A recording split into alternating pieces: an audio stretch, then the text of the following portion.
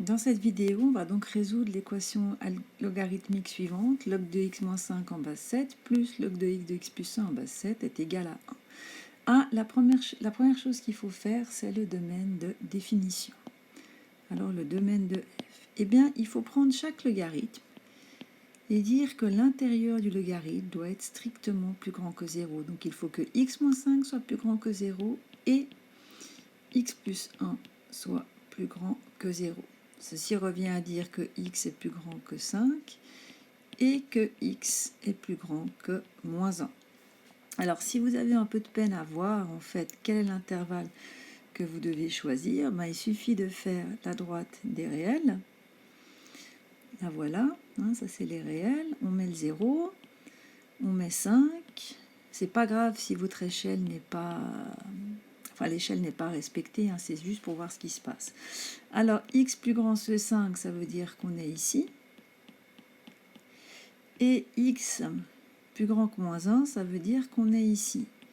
Donc, si on cherche tous les x qui sont à la fois plus grands que 5 et plus grands que moins 1, eh bien, on doit prendre sur la droite des réels la partie de la droite où on a en même temps les petits traits bleus et les petits traits verts. Donc, vous cherchez l'intersection de deux intervalles. Et le domaine ici, ça va être à partir de 5 jusqu'à plus l'infini, mais on ne prend pas le 5 parce qu'on veut que ça soit strictement plus grand que 0. Une fois qu'on a fait ça, on peut se lancer dans la résolution de l'équation. Donc je vais la réécrire. Alors on va utiliser les propriétés des logs que je vous ai rappelées dans la vidéo précédente. Et la première chose qu'il faut faire, d'avoir deux logs, ça c'est bien, ils sont les deux dans la même base, on est content, mais le 1 nous dérange. Or, on sait, ça il ne faut pas oublier, qu'on a une propriété des logs qui nous dit que 1, c'est toujours le log en base A de A, donc chez nous ça fera 7 en base 7, et la propriété que j'ai utilisée ici, c'est log de A en base A est égal à 1. Donc ça, c'est déjà mieux. Maintenant, on voit que sur la gauche de notre équation, on a l'addition de deux logarithmes. Eh bien ça, on peut l'écrire que c'est la même chose que le logarithme en base 7 de x moins 5 fois x plus 1. Alors je vais mettre des crochets pour bien dire que tout est dans le log. Et ça, c'est égal au logarithme en base 7 de 7.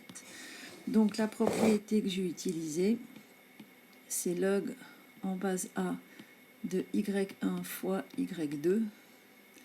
C'est log en base A de y1 plus logarithme en base A de y2. Donc simplement, j'avais la partie droite dans mon équation et j'ai remplacé par la partie gauche. Donc maintenant, on est content puisqu'on a log d'une expression en base 7 est égal à log d'une autre expression en base 7.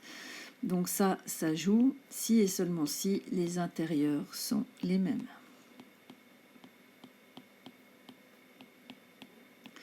Et il nous reste maintenant plus qu'à résoudre en fait cette équation. Donc on va développer, ça fait x carré moins 4x moins 5 est égal à 7.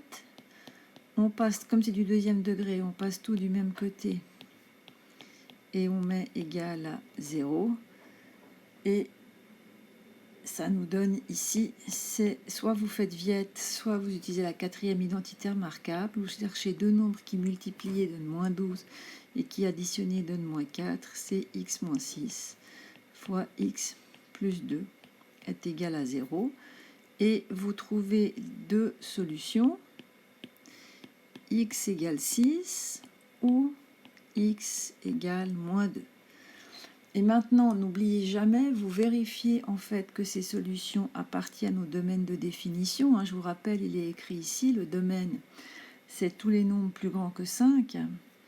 Donc, la première appartient au domaine de f, mais x égale moins 2 n'appartient pas au domaine de f. Donc, votre solution finale S, ça sera uniquement le nombre 6. Voilà, donc voilà la méthode qu'il faut employer pratiquement avec toutes les équations logarithmiques que je vais vous donner. Les deux difficultés que vous aurez, c'est déterminer le domaine de définition, et suivant les expressions que vous avez dans les logarithmes, ça sera un peu plus compliqué à résoudre, mais la méthode reste la même.